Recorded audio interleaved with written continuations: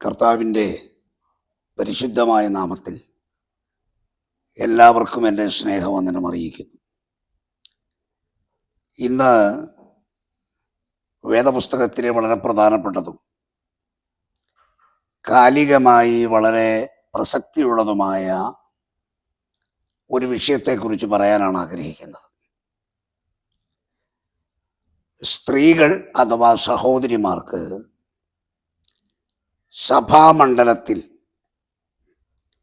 എന്തൊക്കെ കാര്യങ്ങൾ ചെയ്യാൻ കഴിയും,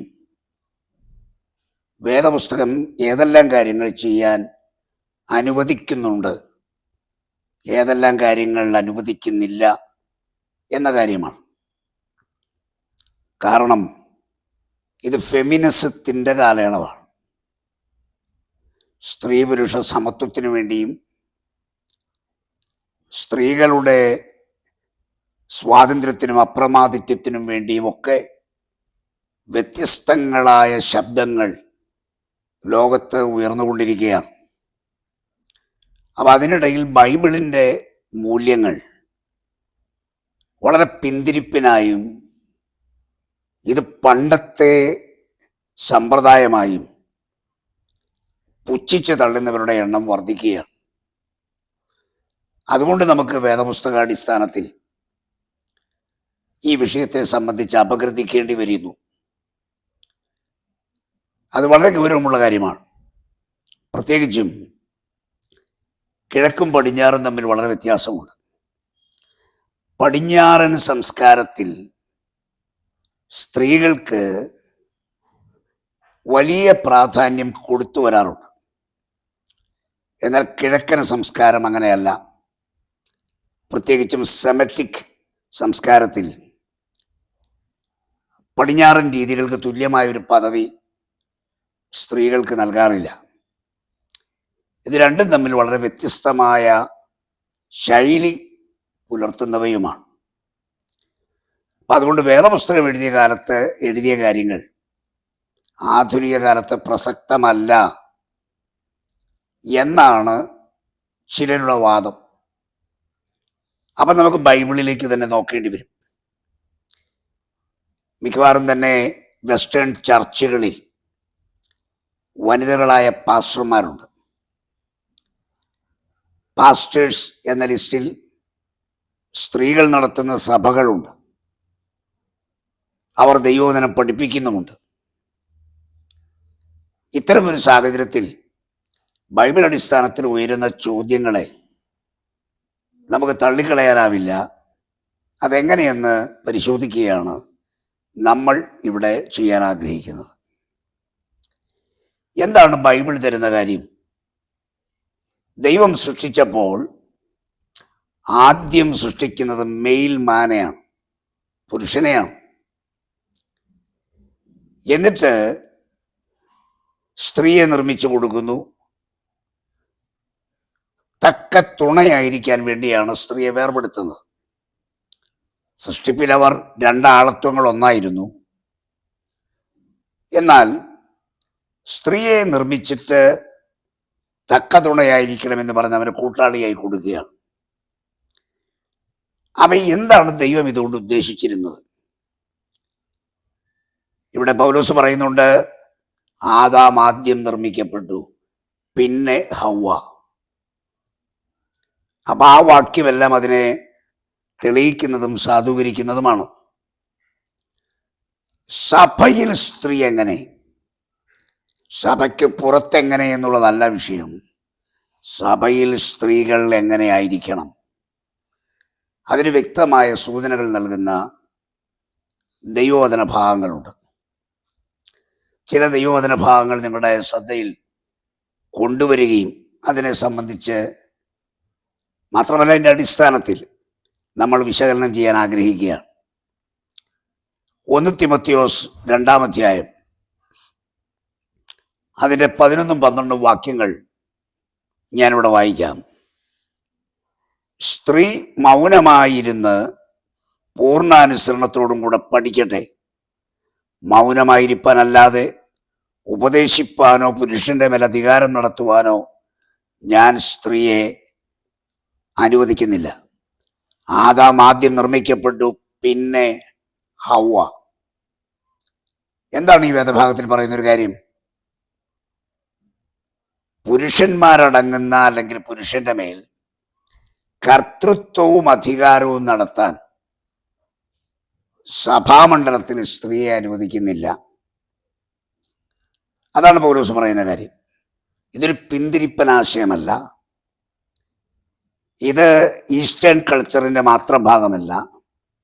ആയിരുന്നുവെങ്കിൽ ദൈവനിശ്വാസീയമായ തിരുവെഴുത്തുകളുടെ കൂട്ടത്തിൽ ഇത്തരം ഒരു കാര്യം എഴുതാൻ പരിശുദ്ധാത്മാവ് പൗലോസിനെ സമ്മതിക്കുമായിരുന്നില്ല. അപ്പം ദൈവം ഈ കാര്യം ആത്മപ്രേരണയാൽ എഴുതാൻ തുടങ്ങുന്ന അപ്പോസ്തലന് ഇത്തരമൊരു നിർദ്ദേശം സഭയ്ക്ക് കൊടുക്കാൻ ദൈവം പ്ലാൻ ചെയ്തതുകൊണ്ട് തന്നെയാണ് എഴുതിയത്. അദ്ദേഹത്തിൻ്റെ മൗലികമായ അഭിപ്രായമല്ല. അതുപോലെ തന്നെ നമ്മുടെ കൊരിന്ത് ലേഖനത്തിലേക്ക് വരുമ്പോൾ 1 കൊരിന്ത്യർ 11:3 വാക്യം പറയുന്നു, ക്രിസ്തുവിൻ്റെ തല ദൈവം, പുരുഷന്റെ തല ക്രിസ്തു, സ്ത്രീയുടെ തല പുരുഷൻ.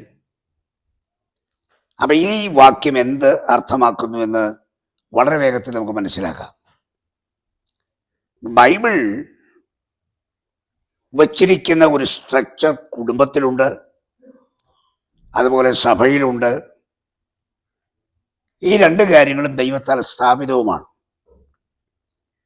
കുടുംബം എങ്ങനെയായിരിക്കണമെന്ന് തീരുമാനിച്ച സൃഷ്ടിതാവാണ്. സഭ എങ്ങനെയായിരിക്കണമെന്ന് തീരുമാനിച്ചതും ദൈവം തന്നെയാണ്. ഇത് രണ്ടിനെയും സ്ഥാപിച്ചത് ദൈവമാണ്. അതുകൊണ്ട് കുടുംബത്തെക്കുറിച്ച് പറയുമ്പോഴും സഭയെക്കുറിച്ച് പറയുമ്പോഴും ആധികാരികമായ നിർദ്ദേശങ്ങൾ പറയാൻ ദൈവാത്മാവ് തന്നെയാണ് എഴുത്തുകാരെ അതിനെ ചുമതലപ്പെടുത്തിയത് എന്ന് നമ്മൾ ഒരു കാരണവശാലും മറന്നു പോകരുത്. 1 കൊരിന്ത്യർ 11 അധ്യായത്തിൻ്റെ 9 വാക്യത്തിലേക്ക് വരുമ്പോൾ അവിടെ പൗലോസ് പറയുന്ന ഒരു പ്രധാനപ്പെട്ട കാര്യം ഈ സൃഷ്ടിയുമായി ബന്ധപ്പെട്ടാണ്. ആ വാക്യം ഞാൻ വായിക്കുന്നു. പുരുഷൻ സ്ത്രീക്കായിട്ടല്ല, സ്ത്രീ പുരുഷനായിട്ടല്ലോ സൃഷ്ടിക്കപ്പെട്ടത്. അപ്പൊ പർപ്പസ് ഓഫ് ക്രിയേഷൻ, സൃഷ്ടിയുടെ ഉദ്ദേശം, പുരുഷനെ സൃഷ്ടിച്ചത് എന്തിനു വേണ്ടിയാണോ ആ ഉദ്ദേശത്തിനല്ല സ്ത്രീയെ സൃഷ്ടിച്ചത്. അതാണ് ഈ 9 വാക്യത്തിൽ നമ്മൾ കാണുന്നത്. പുരുഷൻ സ്ത്രീക്ക് വേണ്ടി സൃഷ്ടിക്കപ്പെട്ടവനല്ല, നേരെ മറിച്ച് സ്ത്രീ സൃഷ്ടിക്കപ്പെട്ടത് പുരുഷന് വേണ്ടിയാണ്. അപ്പോ സൃഷ്ടിയുടെ ഉദ്ദേശം മെയിൽ മാനെ സംബന്ധിച്ചിടത്തോളവും ഒരു വുമണിനെ സംബന്ധിച്ചിടത്തോളവും വ്യത്യസ്തമായ ലക്ഷ്യങ്ങളായിരുന്നു എന്ന് ഈ വേദഭാഗം വ്യക്തമാക്കുന്നുണ്ട്.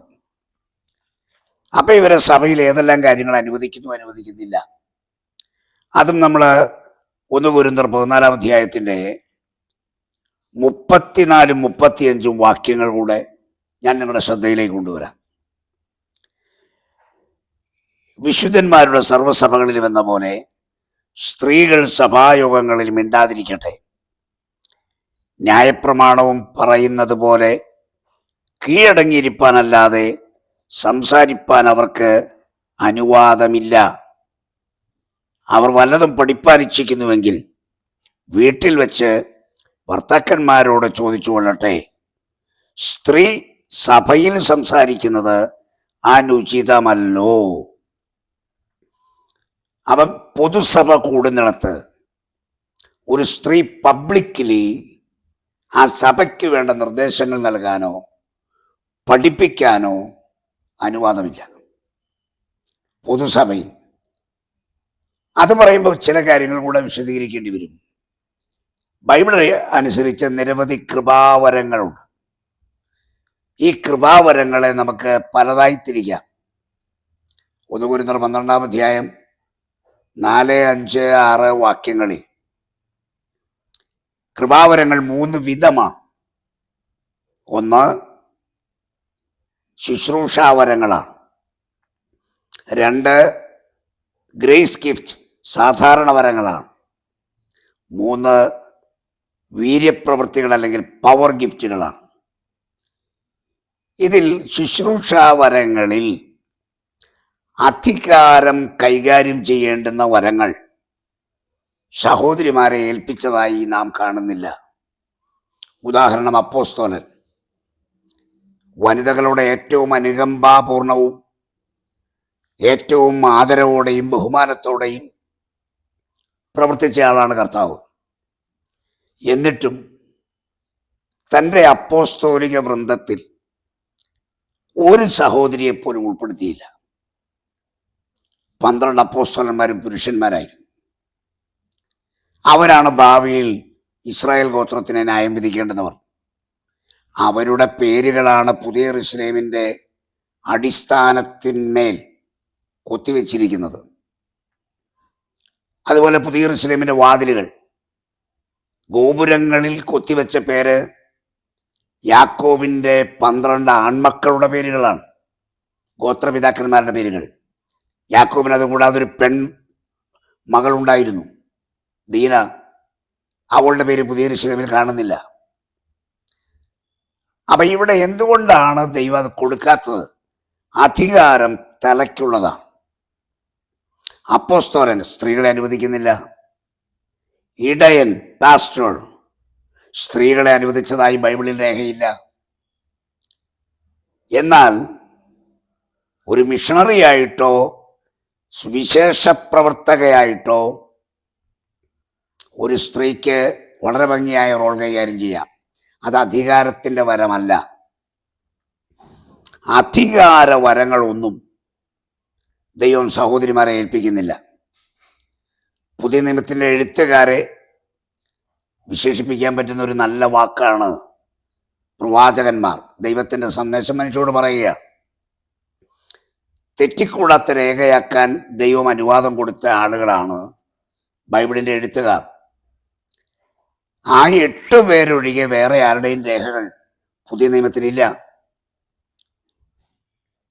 ഒരു വനിത പോലും എഴുതിയ ഒരു രേഖയും പുതിയ നിയമത്തെ കൊണ്ട് കാണുന്നില്ല. അപ്പം എന്താണ് ഇതുകൊണ്ട് അർത്ഥമാക്കുന്നത്? ദൈവം സഭയിലെ ശുശ്രൂഷയിൽ അധികാരവരങ്ങൾ അവരെ ഏൽപ്പിച്ചിട്ടില്ല എന്ന് തന്നെയാണ്. ചിലർക്ക് ഒരു തെറ്റിദ്ധാരണയുണ്ട്. റോമാലേഖനം 16-ാം അധ്യായത്തിൽ ക്രെംക്രയ സഭയിലെ ശുശ്രൂഷക്കാരുത്തിയായ ഫേബ, അവിടെ ശുശ്രൂഷക്കാരുത്തി എന്ന് പറയുന്നത് അവിടുത്തെ പാസ്റ്റർ അല്ലേ എന്ന് ചിന്തിക്കുന്നവരുണ്ട്. അത് തെറ്റാണ്. ശുശ്രൂഷക്കാരുത്തി ഡീക്കണസ് ആണ്. ഡീക്കണസ് അല്ലെങ്കിൽ ഡീക്കൺ എന്ന് പറയുന്നത് ഒരു സേവന തസ്തികയാണ്. ആളുകളുടെ കാലുകൾ കഴുകാൻ വെള്ളം കൊടുക്കുക, അല്ലെങ്കിൽ കാൽ കഴുകുക, വിശുദ്ധന്മാരെ സൽക്കരിക്കുക, അവർക്ക് ഹോസ്പിറ്റാലിറ്റി കാണിക്കുക, ലോഡ്ജിങ് ആൻഡ് ഫുഡ് അവർക്ക് നൽകുക. അപ്പോൾ ഇത് വേലക്കാരിക്ക് തുല്യമായ സേവന സന്നദ്ധതയ്ക്കുള്ള പദവിയാണ് ശുശ്രൂഷക്കാരുത്തി എന്നത്, പാസ്റ്റർ അല്ല. കാരണം പുതിയ നിയമത്തിലെ 11 വിധ ശുശ്രൂഷകളെ നമുക്ക് കാണാം. ഒന്നാമത് അതിശ്രേഷ്ഠതയുള്ള അപ്പോസ്തലന്മാർ, 2 അപ്പോസ്തലന്മാർ, 3 പ്രവാചകന്മാർ, 4 സുവിശേഷകന്മാർ, 5 പാസ്റ്റർമാർ, 6 ഉപദേഷ്ടാക്കൾ അഥവാ ടീച്ചേഴ്സ്, 7 മിഷണറിമാർ, 8 ഡീക്കൺസ്, 9 ഡീക്കണസസ് എന്ന പരമാണ് ഡീക്കണസസ്. അപ്പം ഇങ്ങനെ പറഞ്ഞു വരുമ്പോൾ അതിനകത്ത് ശുശ്രൂഷകളിൽ വരുന്ന വരങ്ങൾ മൂപ്പന്മാരുണ്ട്, എൽഡേഴ്സ്. ഇങ്ങനെ പോകുന്ന ആ നിരയിൽ ഒരിക്കലും ഞാൻ ആദ്യം പറഞ്ഞ 2-3 വരങ്ങളിൽ സഹോദരിമാരെ നമ്മൾ കാണുന്നില്ല. പൗലോസ് എഴുതുന്ന ഇങ്ങനെയാണ്: പട്ടണം തോറും മൂപ്പന്മാരെ ആക്കി വെക്കണം. ഒരു കാരണവശാലും സഭയുടെ ചുമതല ഒരു വനിതയ്ക്ക് കൊടുക്കുന്നില്ല. അപ്പൊ അതുകൊണ്ട് സഭായോഗങ്ങളിൽ അധ്യക്ഷ സ്ഥാനത്തിരിക്കാനോ സഭായോഗങ്ങളിൽ പൊതുസഭയെ പ്രബോധിപ്പിക്കാനോ സഭായോഗങ്ങളിൽ പൊതുസഭയെ പഠിപ്പിക്കാനോ സ്ത്രീകളെ അനുവദിക്കുന്ന രീതി 1-ാം നൂറ്റാണ്ടിൽ നാം കാണുന്നില്ല. എന്നാൽ ആധുനിക കാലത്തെ ഫെമിനിസ്റ്റ് ഐഡിയോളജി ചില ആളുകൾ ഇതിന് വിരുദ്ധമായി ചിന്തിക്കാനും പ്രവർത്തിക്കാനും പൗലോസിൻ്റെതൊരു അറുപഴഞ്ചൻ വീക്ഷണമാണെന്നും ഈ പിന്തിരിപ്പൻ ആശയം ഇന്നത്തേക്കുള്ളതല്ലെന്നും അത് ആദ്യകാലത്തെ കഴിഞ്ഞുപോയി എന്നും ഇന്നത്തെ കാലഘട്ടത്തിന് ഇണങ്ങുന്നത് ഇങ്ങനെയാണെന്നും വല്ലാതെ വാശി പിടിക്കുന്ന ആളുകളും സമർത്ഥിച്ചെടുക്കാൻ ശ്രമിക്കുന്നവരെയും നമുക്ക് കാണാം. പക്ഷെ ബൈബിൾ അവർക്ക് അനുകൂലമല്ല. ബൈബിൾ തികച്ചും അവർക്കെതിരാണ്. അതാണ് വേദപുസ്തകത്തിൻ്റെ പാറ്റേൺ എന്ന് പറയുന്നത്. നാം വളരെ സൂക്ഷ്മമായി പഠിച്ചാൽ അങ്ങനെ തന്നെയാണ് കാണുന്നത്. ഒരു ഉദാഹരണം പോലും ആ കാര്യത്തിൽ നമുക്ക് എടുത്തു കാണിക്കാനില്ല. ഈ അടുത്ത കാലത്തായി കേരളത്തിലെ ഒരു ഇൻഡിപെൻഡന്റ് സഭയുടെ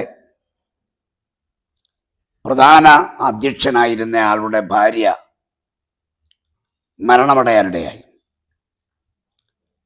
അതിൻ്റെ ഫ്യൂണറൽ സർവീസിന് അവിടെ വലിച്ചു കെട്ടിയ ബാനറിൽ, ഫ്ലെക്സ് ബോർഡിൽ ആ മാന്യ വനിതയുടെ പേര് തൊട്ടു മുൻപ് ഒരു വിശേഷണത്തോടു കൂടിയാണ് പ്രിന്റ് ചെയ്തിരുന്നത്. അത് അപ്പോസ്തോല എന്നായിരുന്നു. ഇന്ത്യയുടെ അപ്പോസ്തോലയായ ഇന്നാർ. വാസ്തവത്തിൽ അതെത്ര കടന്ന കൈയാണ് എന്ന് ആലോചിക്കേണ്ടി വരും. ഈ അപ്പോസ്തോല എന്ന വാക്കുവർക്ക് ഇവിടെ നിന്ന് കിട്ടി. അങ്ങനെ ഒരു വിശേഷണം ഒരു വനിതയ്ക്ക് കൊടുക്കാൻ ബൈബിൾ ആധാരമായി സാധിക്കുമോ? എന്തെങ്കിലും ഒരു മാതൃക ശ്ലൈഹികമായി അക്കാര്യത്തിൽ ഉണ്ടോ?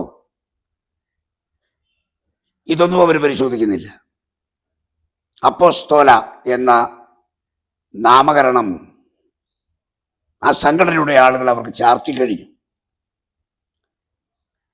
പക്ഷെ വേദപുസ്തകത്തിൻ്റെ വീക്ഷണത്തിൽ അത് ഗുരുതരമായ പിശകാണ്. കാരണം ബൈബിൾ അനുവദിക്കുന്നില്ല എന്നുള്ളത് കൊണ്ടാണ്. നമ്മുടെ കർത്താവായ യേശുക്രിസ്തുവിന് അബദ്ധം പറ്റിയതല്ല. തിരഞ്ഞെടുക്കപ്പെട്ട 12 അപ്പോസ്തലന്മാർക്കും അബദ്ധം പിണഞ്ഞതല്ല.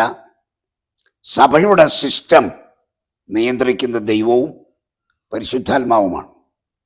ഇവിടെ ആത്മാവ് നൽകിയ ഗൈഡൻസ് ആണ് സഭയുടെ ഇത്തരം രീതികൾ എങ്ങനെ ആകണം എന്നതിൻ്റെ പാറ്റേൺ അവർ രൂപീകരിച്ചത് അങ്ങനെയാണ്. അതിനൊരു പൊളിച്ചെഴുത്ത് നടത്താനോ പുനർവായനയ്ക്കോ പിൽക്കാലത്ത് ആർക്കും അനുവാദമില്ല എന്നുള്ളതാണ് പരമാർത്ഥം. പൗലോസ് തന്നെ പറയുന്നുണ്ട്, ഞങ്ങൾ നിങ്ങളോട് പറഞ്ഞതിന് വിരുദ്ധമായി ആര് കൊണ്ടുവരുന്നതാകട്ടെ പറയുന്നതാകട്ടെ സ്വീകാര്യമല്ല എന്ന് മുന്നറിയിപ്പ് നൽകുന്നുമുണ്ട്.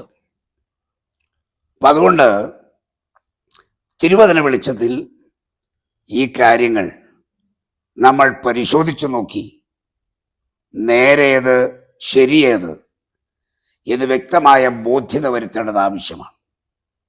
കാലത്തിനൊത്തോ സംസ്കാരത്തിനൊത്തോ ബൈബിൾ മാറ്റാനാവില്ല. കാലത്തിനും സംസ്കാരത്തിനും ഒത്ത് മാറ്റിയെടുക്കേണ്ടതല്ല ദൈവവചനം. കർത്താവ് തന്നെ പറയുന്നുണ്ട്, നിങ്ങളുടെ സമ്പ്രദായം കൊണ്ട് നിങ്ങൾ ദൈവകൽപ്പന ദുർബലമാക്കുന്നു. ട്രഡീഷൻ അല്ലെങ്കിൽ സംസ്കാരം ഇതൊന്നും ബൈബിളിനെ തിരുത്താൻ പര്യാപ്തമായ ഒന്നുമല്ല. ബൈബിൾ ദൈവവചനമാണ്. ദൈവത്തിൻ്റെ വചനത്തിന് അപ്പുറത്തും അതിന് സമാന്തരമായും വേറൊന്ന് നിർമ്മിച്ചെടുക്കാൻ ഒരു മനുഷ്യനും അനുവാദമില്ല, അധികാരവുമില്ല. അപ്പം സ്ത്രീകൾ അല്ലെങ്കിൽ സഹോദരിമാർ സഭയിൽ എങ്ങനെയായിരിക്കണം? സ്ത്രീകൾക്ക് സ്ത്രീകളെ പഠിപ്പിക്കാം, സ്ത്രീകൾക്ക് സൺഡേ സ്കൂൾ കുട്ടികളെ പഠിപ്പിക്കാം, അവർക്ക് അത്തരം കാര്യങ്ങൾ ചെയ്യാം, സുവിശേഷം പറയാം, മിഷണറിയാകാം. വിവിധ കൃപാവരങ്ങൾ ഉപയോഗിക്കാം, പ്രവചിക്കാം, വെളിപ്പാടുകൾ കാണാം, ഏത് ഗിഫ്റ്റും ഉപയോഗിക്കാം ഈ അധികാരവരങ്ങൾ ഒഴിച്ച്. പക്ഷെ അധികാരവരങ്ങളിൽ അവര് ഒഴിഞ്ഞു നിൽക്കേണ്ടതാണ് എന്നതാണ് ബൈബിൾ നമ്മളെ പഠിപ്പിക്കുന്ന കാര്യം.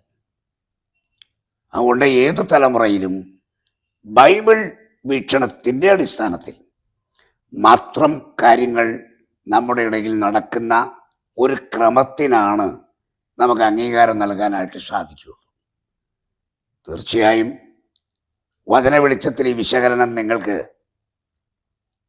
ഉപകാരപ്രദവും കാര്യങ്ങൾ പഠിക്കാനും ഉതകുന്നതുമാണ് എന്ന് ഞാൻ കരുതുകയാണ്. തീർച്ചയായും ആ ദൈവവചന വീക്ഷണത്തിൽ നമുക്ക് ഉറച്ചു നിൽക്കാം. ആദിമ പിതാക്കന്മാരിട്ട അടിസ്ഥാനങ്ങളെ ഇളക്കാതെ ആ രീതിയിൽ നമുക്ക് തുടരേണ്ടതുണ്ട്. അത് ദൈവവചന അനുസൃതവുമാണ്. ദൈവം നമ്മെ എല്ലാവരെയും ധാരാളമായി അനുഗ്രഹിക്കുമാറാകട്ടെ.